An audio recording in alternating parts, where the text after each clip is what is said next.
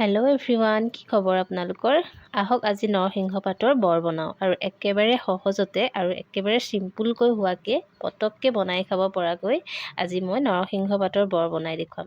আৰু এইখিনি হৈছে বেচনখিনি মোৰ আগতীয়াকৈ অকণমান ঘুটি থোৱা আছিলে, কাৰণ ৰাতিপুৱা মই বনাই দিছিলোঁ আৰু তাতে মই আৰু অকণমান বেচন দি পেলাই ঘুটি লৈছোঁ। আৰু এয়া নৰসিংহ পাত দুটা লৈছোঁ, এটা ল'লে অকণমান পাতল হয়, সেইকাৰণে দুটা একেলগত লৈছোঁ। লৈ পেলাই এয়া তেল কেৰাহীত গৰম হৈ আছে, এয়া দি দিলোঁ।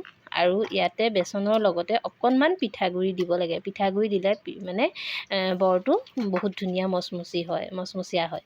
আৰু বেচনখিনি ঘুলোতেই তাতে অকণমান জলকীয়া গুড়ি দিব পাৰে। মই একো দিয়া নাই, অকল নিমখ অকণ আৰু ৰংগুড়া অকণ দিছোঁ। একে চিম্পুলকৈ খাই ভাল পাওঁ মই।